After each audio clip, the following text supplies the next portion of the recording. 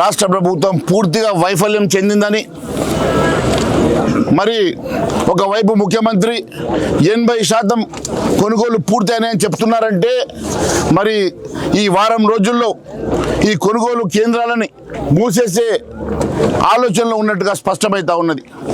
నేను అడుగుతా ఉన్నాను ముఖ్యమంత్రి గారిని, ఏ లెక్కల ప్రకారం ఈరోజు 80% కొనుగోలు పూర్తయిందని చెప్తున్నారో దానికి సమాధానం చెప్పాలని అడుగుతా ఉన్నాను.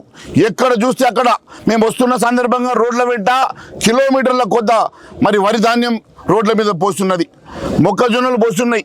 ఇక్కడ కూడా ఈ యార్డ్లో ఎక్కడ చూస్తే అక్కడ మరి మొక్కజొన్నలు కానీ వరి కానీ కుప్పలు కుప్పలుగా ఇక్కడ పడున్నది. ఇప్పటి వరకు దీన్ని కొనుగోలు చేయాలన్న ఆలోచన ఈ రాష్ట్ర ప్రభుత్వం లేదంటే మరి మేము వస్తున్నామని చెప్పి ఇప్పటికిప్పుడు రాత్రి 10 లారీలు పెట్టి సంచుల్లో మరి ధాన్యాన్ని నింపేసి ఈరోజు మరి పక్కన పెడుతున్నారంటే, మేము కదులుతేనే ఈ రాష్ట్ర ప్రభుత్వం కదులుతుందంటే, మేము వస్తేనే కొనుగోలు జరుగుతుందంటే మేము ప్రతి గ్రామానికి వెళ్ళడానికి సిద్ధంగా ఉన్నామని చెప్పి తెలియజేస్తా ఉన్నాం.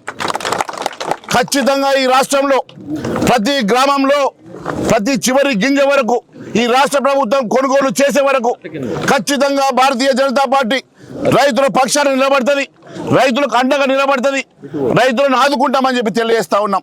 రాష్ట్ర ప్రభుత్వం మెడలు వంచైనా ఈ రాష్ట్ర ప్రభుత్వం ఇచ్చిన హామీలు నెరవేర్చే వరకు భారతీయ జనతా పార్టీ రైతుల పక్షాన నిలబడి పోరాటం చేస్తుందని తెలియజేస్తా ఉన్నాను. వరంగల్ డిక్లరేషన్ సందర్భంగా అనేకమైనటువంటి హామీలు ఇచ్చి గద్దెనెక్కినటువంటి రేవంత్ రెడ్డి గారు మరి ఇప్పటి వరకు వారికి ఇచ్చినటువంటి హామీలు ఒక్కటి కూడా నెరవేర్చకుండా, రైతు బంధు వేయకుండా, వారి గిట్టుబాటు ధర ఇవ్వకుండా, వారు చెప్పిన 10 పంటల కొనుగోలు చేయకుండా, కనీసం ఎప్పుడు ప్రతి సంవత్సరం జరిగేటువంటి ఈ ప్యాడీ ప్రొక్యూర్మెంట్ని కూడా నీరు గార్చేటువంటి ప్రయత్నం చేస్తూ రైతు కళ్ళల్లో మన్ను కొట్టేటువంటి రేవంత్ రెడ్డి గారిని గద్దె దించే వరకు, ఇచ్చిన హామీలు నెరవేర్చే వరకు మేము రైతుల పక్షాన నిలబడతాం, రైతుల పక్షాన కొట్లాడతామని తెలియజేసుకుంటూ ధన్యవాదాలు.